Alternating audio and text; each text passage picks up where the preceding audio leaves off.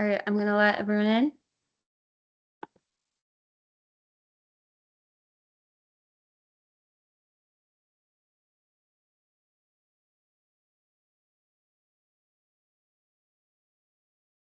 Okay, looks like we're in. Apologies for the late start. We're having a few technical issues, and we're actually still waiting for one of our panelists who's having trouble connecting. So while we're waiting for John, and I think they're still working on that, I'm going to get started.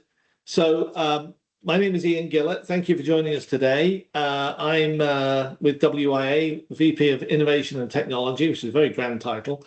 I'll introduce folks in a second here, but we're doing this webinar today in the partnership with Shelby, which is the Schools, Healthcare, Libraries, Broadband Coalition. So Shelby covers schools, healthcare, and libraries, talking about broadband. We did a webinar with them last month, and that was very good.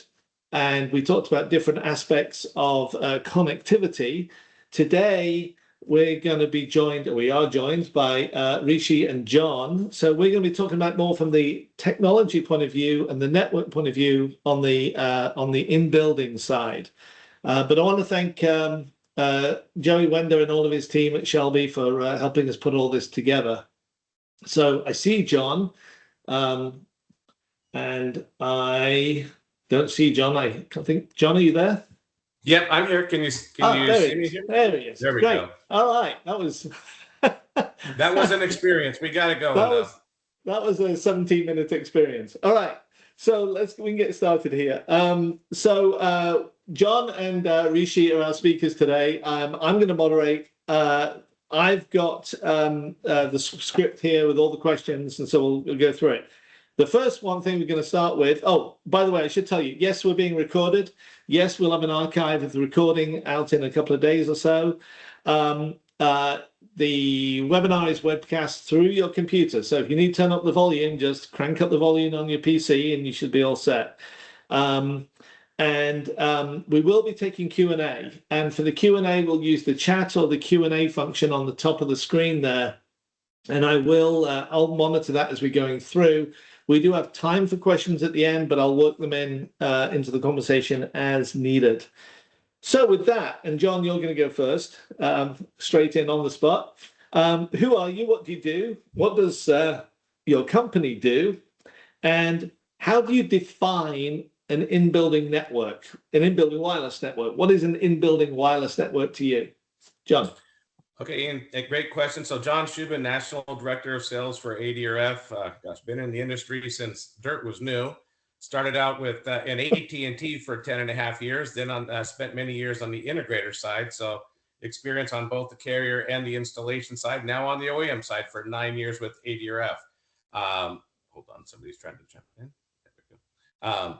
So ADRF, we've been in the industry for 27 years now. We started out manufacturing repeaters for the carriers, AT&T, Verizon, Sprint, T-Mobile, US Cellular, all the Canadian carriers, Latin America, parlayed that into fiber DAS and public safety as well. I think we're the only pure play OEM out there that does public safety communications as well as cellular communications really well.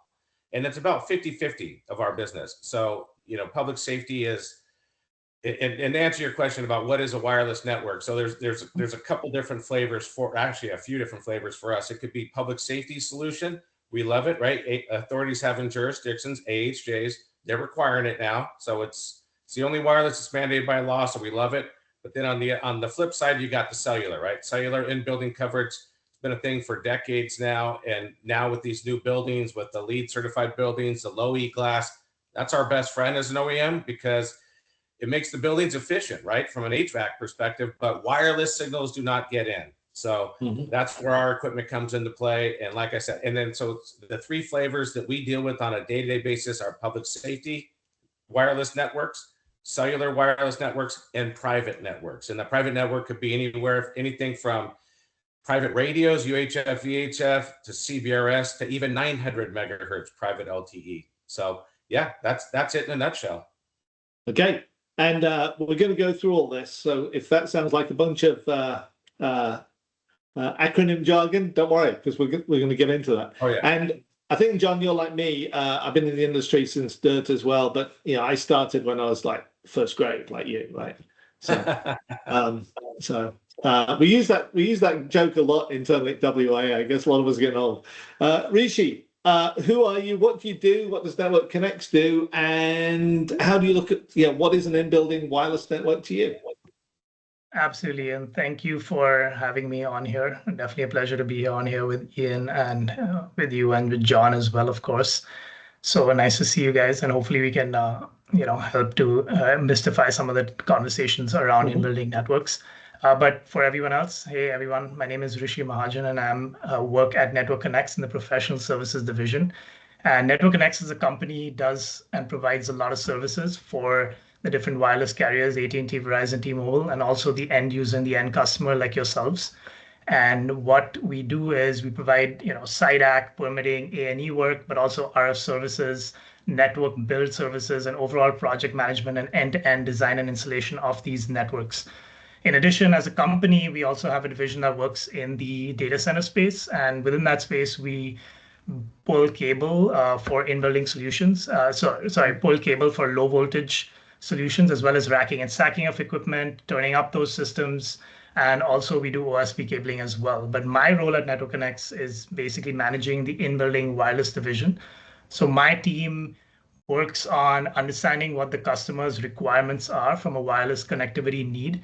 And then we go out and help to deploy a solution that works to resolve those needs. So that involves getting on site, doing RF surveys, looking at the facilities, and then being able to deploy a solution that we can install, turn up, commission, and turn on.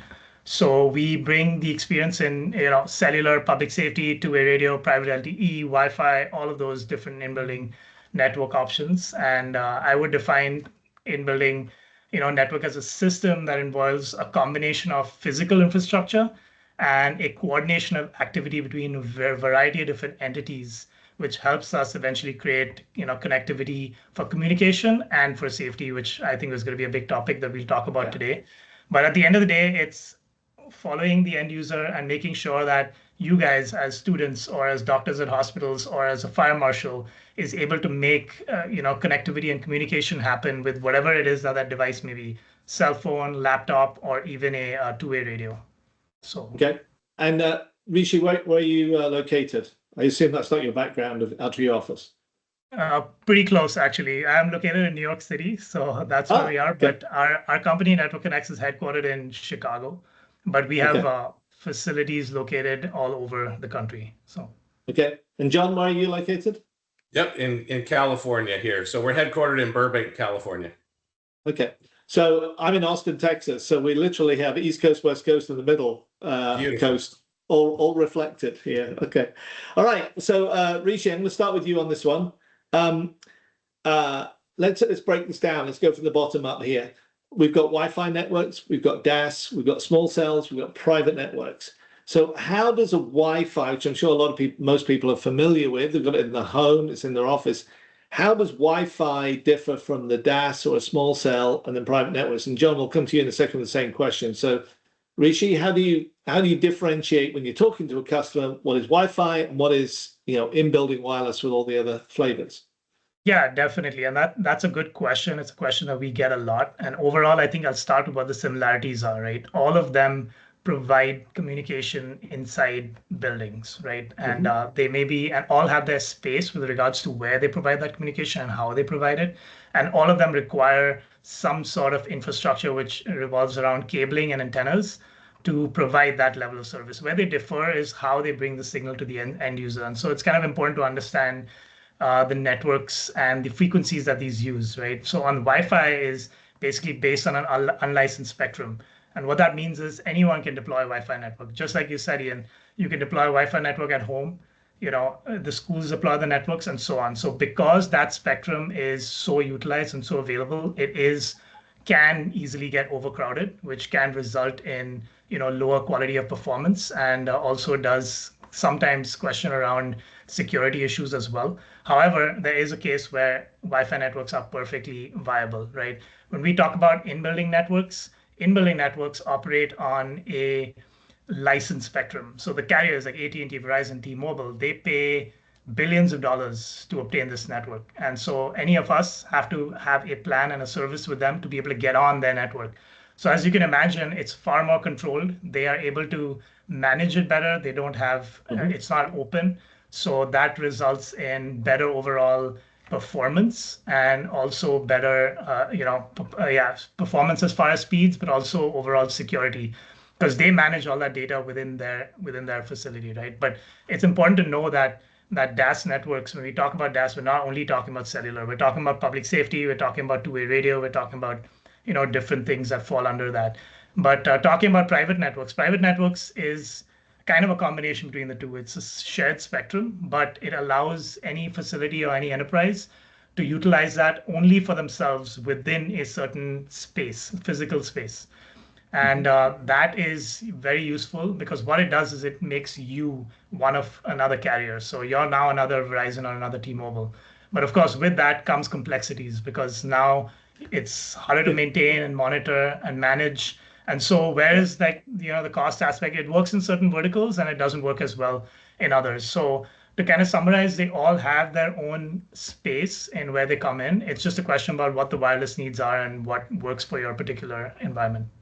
Right. So CBRS came out a few years ago now, and I actually had a CBRS network in my office that I set up with a couple of radios, antennas, but I also had to run the core network just like AT&T and Verizon do, and it was all up in the cloud. But it worked very well. So, all right, John, same question.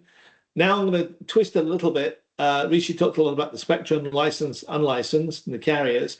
Now, from the equipment point of view, we know what a Wi-Fi network looks like. Can I use the same equipment for a private network? What's the equipment look like, the hardware that I'm putting in there? How the differences for you?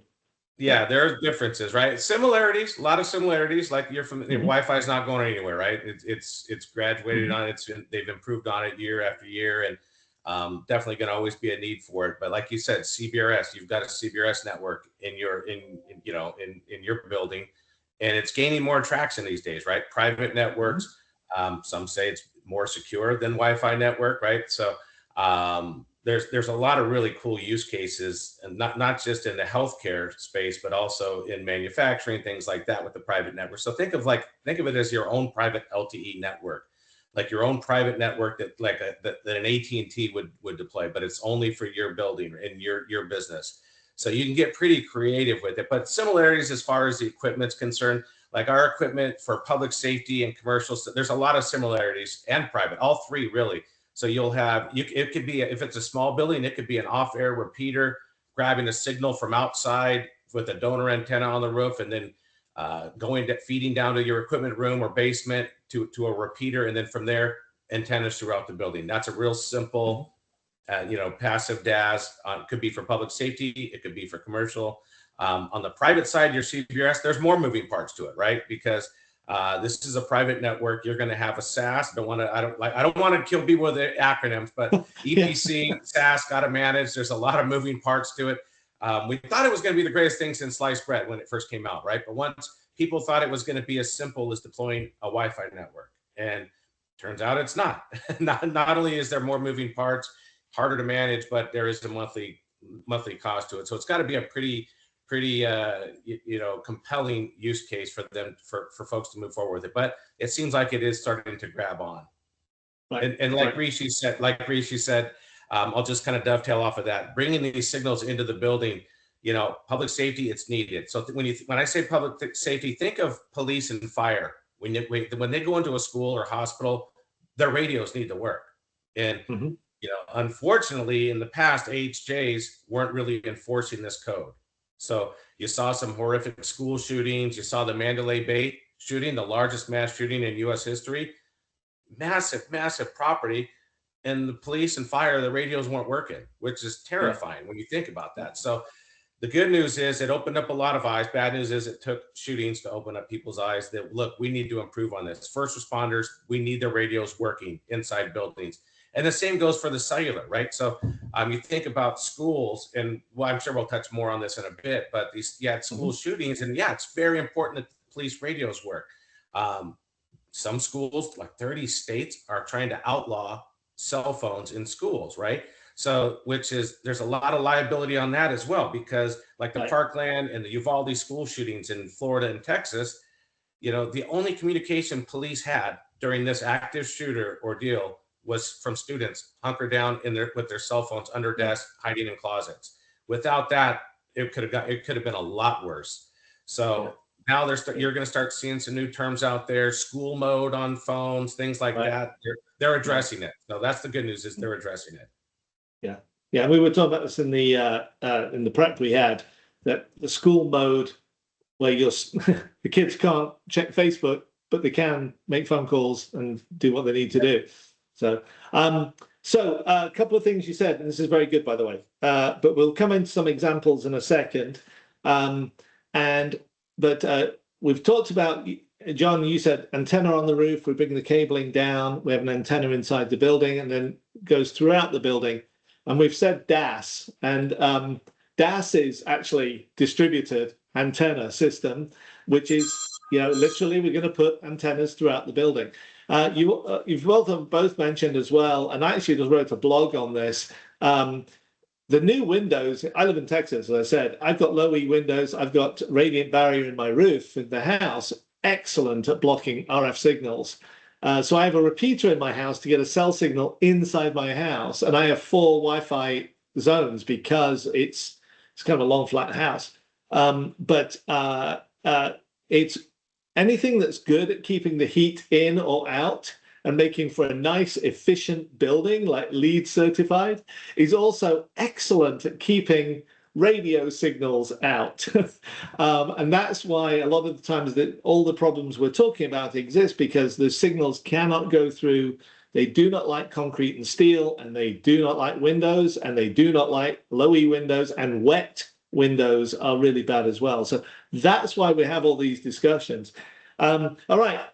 So, John, Iain, if I don't mind interrupting 1 second, just to take it one step further, in the hospital space, Rishi, you can attest to this. They're some of the most difficult to design for, right? Because now you've got lead in certain walls, and there's a lot of important things to take into consideration when designing an in-building system for hospitals as well. Yeah. Because there's some areas you don't want RF, right? Yeah. So, all right. So, John, I'm going to start with you. And what I've asked, just for the audience, what I've asked John and Rishi to do here is give us a couple of examples. So we'll go John, Rishi, on a couple of examples that they've been involved in school, healthcare, library. The business case. What was the problem trying to solve? How was it done? And how did the in-building solution actually solve that problem? So, John, what's your homework I gave you? Yep. I'll give you an example in Florida, right? So the Parkland school shooting that happened in Florida several years back, right? Horrific, 17 people were killed in the school shooting. Melissa's law has been passed in the legislation throughout many states across the country, and it's being added on more. As a matter of fact, Alyssa, the student that was killed, I was with her mother at IWC last week, chatting with her. And, when you hear it from her, it's just heart-wrenching, right? That this thing could have been not prevented, but they could have extinguished it a lot quicker if police and fire radios worked inside the school, but they didn't. But just to give you an example, so the good news is a lot of schools, just in the last 4.5 years, over 2,000 schools just in Florida, Georgia, and the Carolinas have installed our system, our public safety equipment. So a typical system, and I'll give you a great example, was a big high school in Florida. This was late last year, big high school in Florida. The public safety radio, that whole school, and so they needed a system. So it was designed, they installed our fiber DAS system throughout that high school, and it was great. It worked great. The testing came out well. The HJ was out there doing the final walk. He tested it and said, this thing passes. He goes, but I'm just curious. We're way back here in the school here. My cell phone doesn't work. What do I do if there's an emergency? And that opened up a lot of eyes. So right there, Converge was born. That was the first school, probably the first building where Converge was actually installed. When I say Converge, I mean public safety radios and cellular on the same DAS. And so the HJs throughout the whole state of Florida approved Converge. Ohio approves it. DC, Clark County, Las Vegas, Nevada approves it. So it's starting to gain more traction because there's nothing in the code that prevents that prevents you from installing a convert, but you need to get with the HJ ahead of time to let them know what your thoughts are. But right then, it was, and all the carriers, they want to bring their signal into these schools, right? Nobody wants to be a headline like those, like the Parkland or the Uvalde school shooting. So they want to make sure that the police radios work and that there is adequate cell phone coverage in the schools. So it was as simple as bringing AT&T and Verizon and T-Mobile repeaters in throughout that school to make sure that the cell phones worked as well. And we're seeing more and more of that now. Right. So you have basically antenna on the roof, captures the signal, and then you said fiber and a DAS, so distributed antennas. So fiber through the building with small nodes throughout the building. Yep. Correct. Fiber from building to building, and there will be a remote in each building, and from that remote will be antennas, because that's a large high school, right? If you're talking about a really small elementary school, might not even need remotes. It might just be a donor antenna and a public safety repeater. Right. And do you know how long it took to install? Oh gosh, on the installation side, pretty darn quick. A lot of these integrators, as Rishi can attest, they're behind some really tight timelines, especially when it comes to public safety, because a lot of times, like new construction, it could be new construction or it could be an existing building. Some HJs are sending out, as a matter of fact, here in Los Angeles County, sending out letters to hundreds of building owners saying you have 6 months to get this building compliant, meaning the radios need to work inside these buildings. And if they don't, they lose their certificate of occupancy. If it's a new business, it could be, say it's a big distribution center, whatever. Guess what? They will lose their certificate of occupancy, and that building needs to be shut down until it's compliant. So we've seen some in small elementary schools turn an install around just in a week. Okay. All right. Okay, Rishi, now you've done the type of questions I'm going to probe you on. So you got the head start here. So what's your first example? So since John talked about schools, I think I can take on hospitals to start. But I think the two overlaying in-building systems that are worth exploring in this conversation are cellular and public safety. And then, of course, we can talk about Wi-Fi and private LTE, but more likely we're going to see a lot of those systems, and there are some complexities around the system. So as a solution, I'll talk about a hospital that I worked on. I'm from the New York City area. So in the area in Long Island, we deployed a system for a hospital in New York City. The trouble there was that the doctors, even though traditionally doctors work off pagers, as most people would know, nowadays, of course, 80% of all calls and data sessions originate indoors, right? So people are using their phones. They want to be able to make calls to other facilities and so on, to other doctors, to the nurses, whoever it may be. So they're fairly important calls, of course, as you can imagine, given that, life is on the line. So they were having trouble with getting coverage within the building and not being able to make those calls. So it was our responsibility to go in there, explore that building, get an understanding of what that RF environment looks like. So the first step, and usually in any of these deployments, is to go out there and do an RF survey walk, which tells us what this coverage looks like within the building.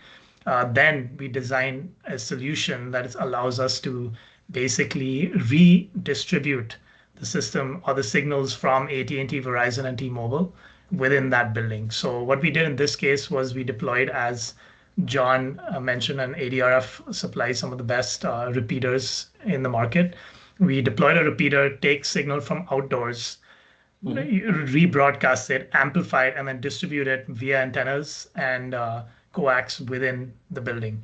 So what that did is, once we got that activated and online, we were able to run another test where we did a similar RF walk that we did on the front end, and we were able to see that now the doctors will be able to make calls out, right?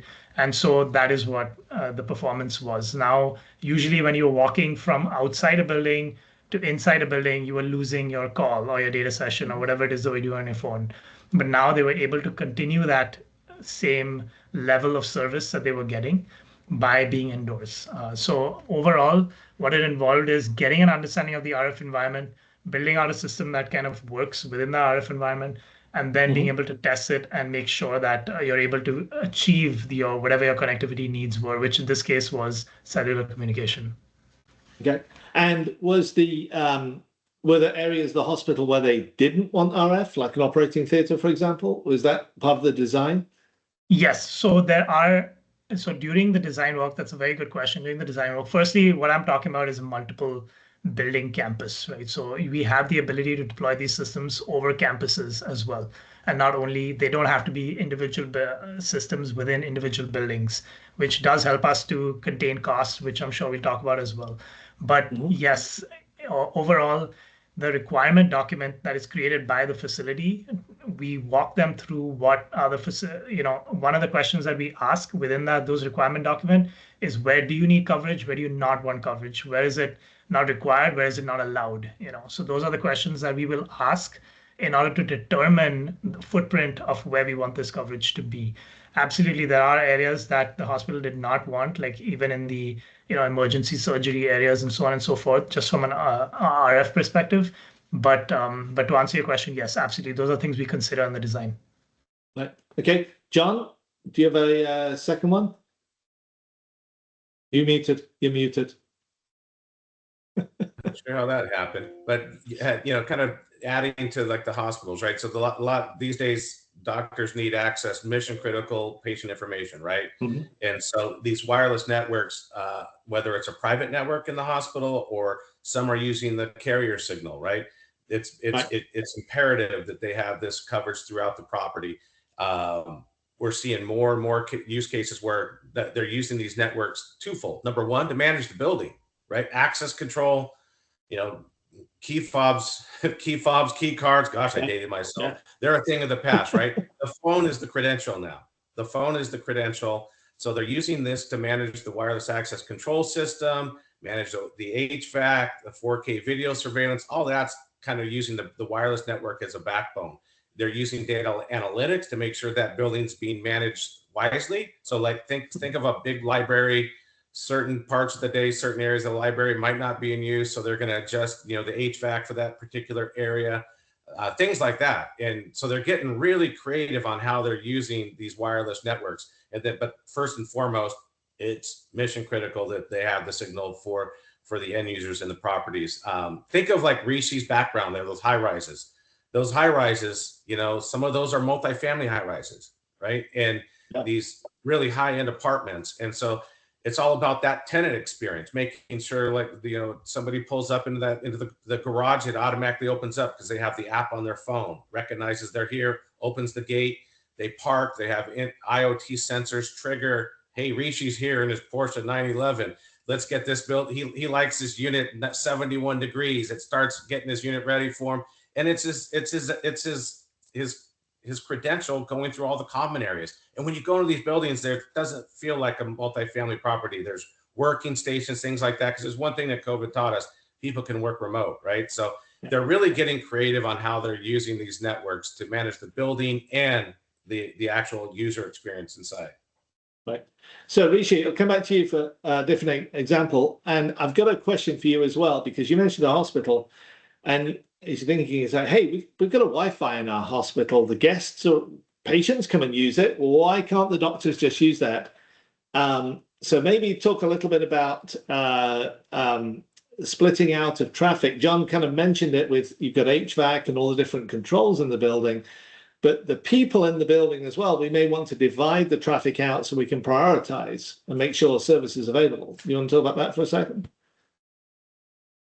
Yeah, absolutely. I think that's an age-old question that we get in our industry, Wi-Fi versus cellular, and where the advantages. So that's why one of the things I started off with was like, what are your requirements, right? Like if reliability, security, speed of service is important, would you want to put it on a network that is a publicly available network that could potentially create interference from other devices and things that are out there and so on? Or would you want to have something that's more reliable? Now, in a scenario like that, a private LTE network is probably the most reliable, right? So if there's a budget for it and if there's a use case for it, you certainly can deploy that. But it's an age-old question. The Wi-Fi definitely has a space. These are not systems that necessarily need to be deployed independently of each other.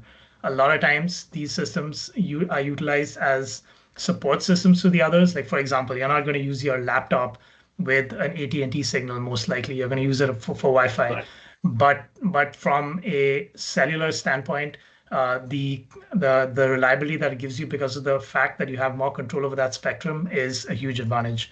In addition to that, think about a facility like a hospital and being able to have visitors, right? Or even if it's a school, if it's parents or if it's whoever that's coming into the facility, they don't necessarily have access to the Wi-Fi, or they have to pull out their phone, they have to log in to the Wi-Fi network, and so on and so forth. You have a break in coverage when you walk in and out of these facilities. Whereas on a cellular network, there is no break in coverage. You walk in, you walk out, and it's like nothing changes.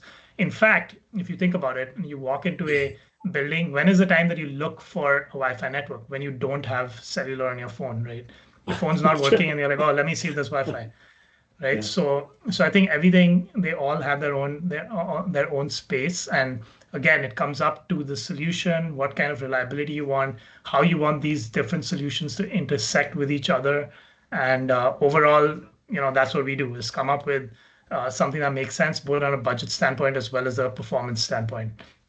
Okay, great. All right, this is good. This is good. So next question. So we've got IT managers and we've got building folks in here, folks running the infrastructure here for from Shelby. So they're thinking, this sounds great. I can see the need to put this in. So let's now give them a couple of the challenges. Right. And Rishi, I'll let you go first on this. So what would you say is the biggest challenge today with putting an in-building network? And then John will come to you for a different challenge, maybe. So Rishi? Okay, got it. Yeah, so there are a couple of challenges, no doubt, like just any other, technology deployment process. There are, technological challenges and implementation challenges that come around in building communication as well. I think determining what your needs are and what you want to do with connectivity is probably the first challenge. And that's, everyone on this call is here for a reason. They're here to understand what those needs are, and that is a step in that direction, right? Because you don't want to go out there and look for, hey, this is a solution that's out there, and what needs does it fit for me? You want to go the other way. These are my needs. What are the solutions out there that fit within these needs, right? So I think first challenge is understanding what exactly those needs are and how you can work around to figure out what solution fits best within those needs. So I'll stop there. I mean, I have a couple more, but I'm guessing you're going back and forth. Yeah. John? Yep. And I think the number one issue that we've seen out there, both on the public safety communication side as well as on the cellular side and the private, maybe a lack of expertise out there. You want to make sure that you're partnering with the right company like Network Connex. And there's others out there that do this every day and they do it really well, right? You don't want to run into a scenario where you have two trucks in a truck roll up and install something that's shabby. It's not gonna provide what you really need. So number one, make sure that you're aligned right. You pick the right company to work with, do your homework, and let these experts walk you through it, because you might find A, B, and C company that does public safety really well. But guess what? They've never done a cellular system. And these two systems are definitely different to install. So definitely do your homework up front and let these experts walk you through the pros and cons of each different system out there. And then one other thing I did want to add on that last question, sorry to go back, is security for hospitals, right? That's why, how many times do you go to a hotel or an airport and you log into you sign up for the public Wi-Fi? It's not secure. So when you're talking about mission critical patient confidential information, you need that security element too. That's why the private networks are taking a big leap now. Right. Good. Okay.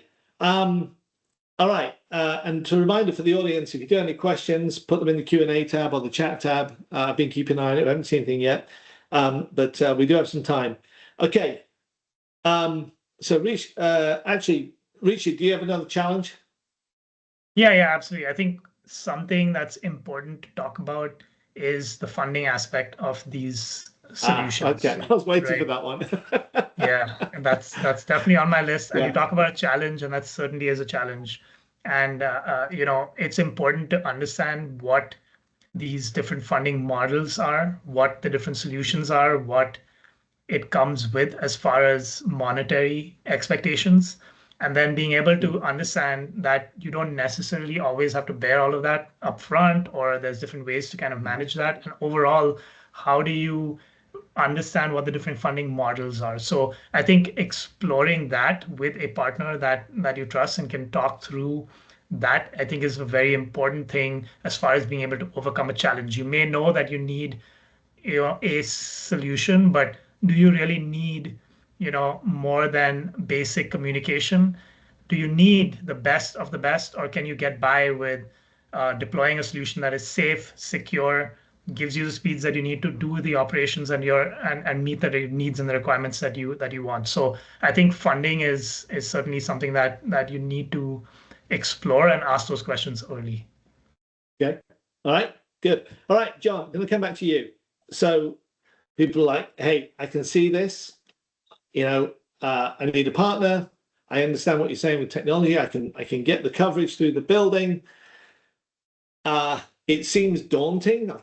You certainly mentioned the big school. We've talked about hospitals. How do you start? How do you start the process? What do you do first? Simple as that. Well, first and foremost, the most important piece is to reach out to me. No, you find your right partner. They will walk you through the process, because there's a lot of steps, right? There's a lot of moving parts in a distributed antenna system, whether it's public safety or whether it's cellular. Companies like Rishi's out there, they're aligned with the carriers, right? With AT&T, Verizon, T-Mobile, they work with these folks. And so ADRF, we work with them on a day-to-day basis as well. So make sure that if it's a cellular system that you're looking for, make sure that they're really close to the carriers, understand what their requirements are. That'll help make it that much easier. And for hospitals, guess what? Those are near and dear to carriers' hearts. They do throw some money at hospitals to help with the funding of a DAS. We've seen Verizon very active in that space. Schools, when it comes to all the carriers want coverage in schools. When it comes to public safety in schools, guess what? There's federal government, there's federal plans, funding plans available, ESSERS Act, the CARES Act, where they've got billions of dollars for these counties and school superintendents to take advantage of, so they can put these systems in the schools at no cost. So you can get pretty creative on the funding side. But the good news is, get with the right people up front, with the integrator that's going to, design the system for you and walk you through the different public safety or cellular or private, and then it'll be a smooth process from there. Okay, great. I like your first answer. Call me. Yeah. That's after they all reach out to me first.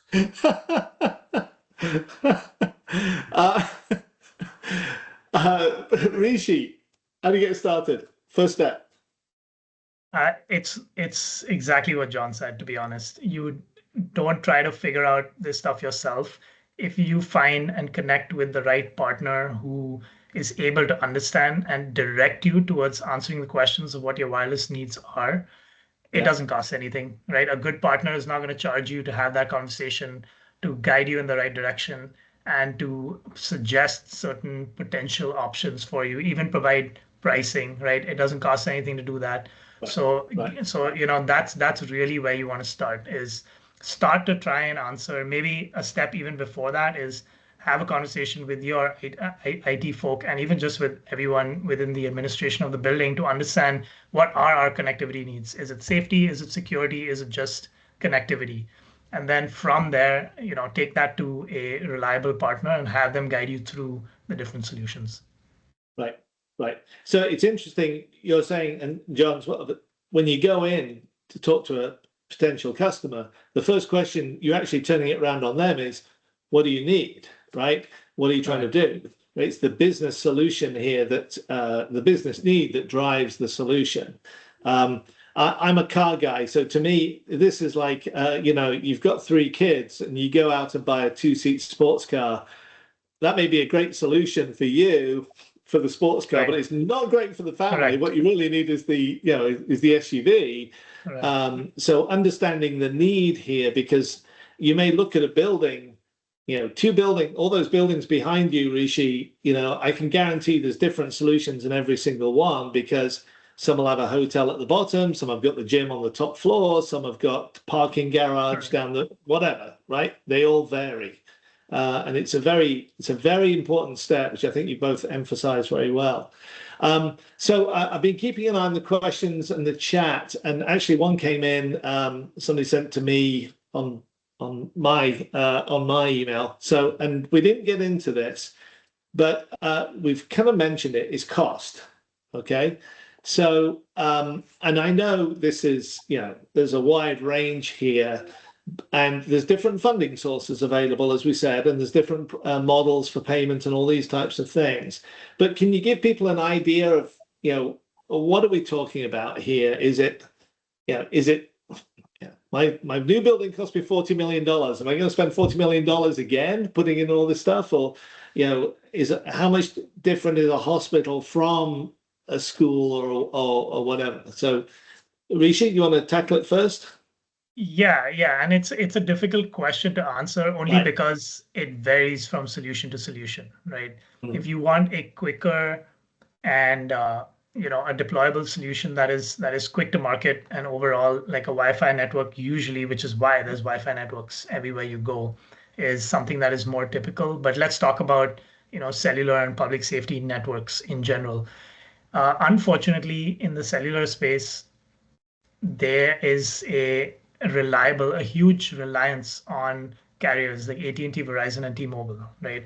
What we're doing out here is really just taking their signal and rebroadcasting it. So what that means is that we need to somehow get access to their signal, right? So if you're in rural environments, you can deploy a repeater and you can pass that signal through. But if not, someone has to supply that equipment that generates that signal, right?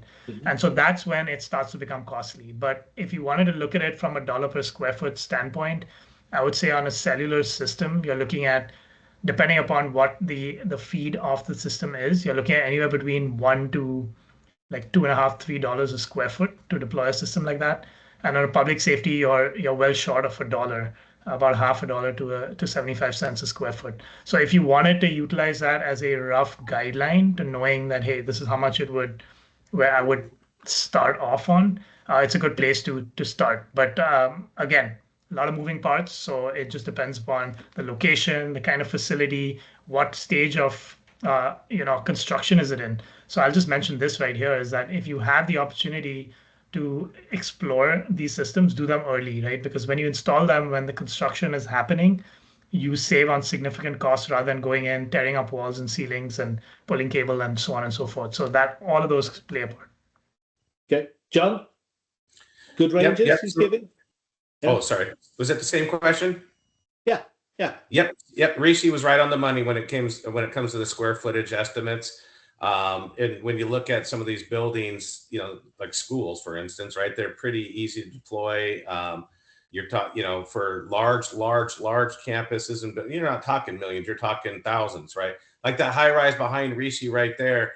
A lot of those Class A properties, it used to be dog washers and package lockers. That was important. Not anymore. It's wireless. It's public safety and it's cellular. They're not going to get Rishi to sign that $7,000 a month lease for that apartment if his phone's not going to work there. All the new tenants check to make sure wireless is covered. On the hospital front, good news is, like I mentioned, the carriers want to contribute. They want their signal. They want their phones to work in these hospitals. So like getting with a company like Network Connex or others out there, make sure that they're aligned with the carriers. They can see what kind of funding is available from the carriers, and that's going to help the bottom line. And then on the school side, on the public safety, like I mentioned, there's tons of programs out there for them to take advantage of and funding, tools. Yeah. I do remember from my past, the Rockefeller Center in New York City, a great big concrete building, if anybody doesn't know, multiple buildings actually, it's a whole center. That was actually at the time one of the most expensive in-building networks to deploy because they had to drill through each floor, which is solid concrete, and obviously built in the 1930s, I think. They had to drill through each floor to run the fiber through each floor, and it's literally reinforced solid concrete. That thing. It's so Rishi's point about get in early. If you're building a building, think about it now. It makes life a lot easier. But it's all addressable. Yeah, All you right. would be surprised. You would be surprised. Like say a library or some of these buildings, they spend more on their coffee service or their plant service than they do on wireless. So you'd be surprised how efficient it is. Yeah, but good coffee is important, John. Come on. No, that's true. That's true. All right. I'm gonna wrap this up, and then actually I'm gonna mention one more thing. So this background, my background's got a big X on it, and that's for Connect X, which is the WIA's trade show. It's coming up at the beginning of May. Both John and Rishi will be there. But John, you're going to smile at this. Siri, who works with John at ADRF, actually just sent a message saying ADRF is bringing a customer to the event to talk about their in-building experience in the network, and actually bringing an IT director from a Florida school. So all of the things John's talked about, we can check him out and fact check him with the customer. So there you go. Yeah. All right, last wrap up. Rishi, I'm going to go with you first, then John. This has been terrific. We've covered a lot of ground here. 1 minute, and I'm a watch guy, so I'm at real watches. 1 minute. What keeps you awake at night? And it, not the dog barking next door, or or whatever, something you ate earlier in the day or something, but rather, what is it that you're concerned about, or you think about from an in-building perspective, that we need to address as an industry, where you see the big opportunities? What keeps you, what do you think about? 1 minute, go. So when you say what, sorry, just clarifying question. When you say what keeps you awake at night, are you saying it in this is gonna make it worse, or what's gonna make it better overall? Yeah, it could be a concern you have. Like for example, we need more spectrum, but hey, that's a big discussion that's happening in the industry. We think we're going to get more spectrum, right? We don't have it yet. So, correct. What do you say? I would say that I'm going to put a positive spin on it. I think that what keeps me awake at night is actually excitement from what all we are coming across as far as technology and communication and in buildings, where moving forward, of course, as 3G moves to 4G and 5G and now 6G, we're able to do a lot more within the buildings. We're finding solutions that are being able to be deployed, whereas earlier, we had less options based on what our connectivity needs were. So as those increase, as we get systems like private LTE more affordable and more deployable, we'll be able to find more synergies and connections where we're able to overall deploy systems that are more efficient, more security structured, and overall cost effective. And so I would leave it at that. Okay, 49 seconds after you paused and asked me the follow-up question, just to give yourself time to think. So John, this is the trick, right? If you're thinking with the answer, you just ask Iain to clarify, and it gets you more time. So John, what would you say? I think I know what you're going to say. I'm going to see if I'm right. Go. Well. I'll start with an issue that does keep me up at night. It's the carrier signal, right? The carrier signal source on the cellular side, that's been a thing. It's been a thing for a couple years now. So making sure that you're aligned with the right folks that can navigate through that for you is going to be huge, right? But what helps me go back to sleep at night is knowing that, look, this industry is changing all the time. And we, like ADRF, we've got a fantastic marketing team that is on top of the latest and greatest, and then they're finding out what's the next big thing that's coming. Technology is evolving. I started out in 1G. We're at 5G right now. And so we need to make sure that we're up to speed and ahead of the curve as far as what's the next big thing before it gets here, so we can help our customers. And then a really cool quote, this came from a vice president at T-Mobile, said, the future of the future of wireless is in building. The future of wireless is in building. So that's very exciting. Yeah. Minute 2 seconds. I'll let you off with that. Yeah. So, but no, it's a good point you raised actually there, and I think it's a really good wrap. Is that these are complicated systems. You said 1G, 2G, 3G, 4G, 5G, soon 6G, right? But the industry deals with that. Funding sources, the industry deals with that. Getting the carriers involved, the right partners, they have partnerships with the carriers. And also, we want buildings that are more comfortable, more energy efficient, lighter, bigger windows. All of those things fight against the in-building, the signal coming into the building from outside, and make in-building wireless networks more necessary, but again, also affordable. So, John, Rishi, thank you very much. This is great. We had a great discussion here. We went a few minutes later than I expected us to. It's not a few minutes later. So, but I want to thank the audience. We actually we kept our audience all the way through, so they were listening to us. If you do have any follow-up questions, please feel free to contact Joseph Wender and his folks at Shelby. You can contact us at Wireless Infrastructure Association, WIA.org. If you're looking at a solution and want some guidance on who to go talk to, contact us and we'll point you in the right direction. And the first email I send you will not be John Shubin's, I'll tell you. I'm not going to send all of you. But make sure you go to ConnectX.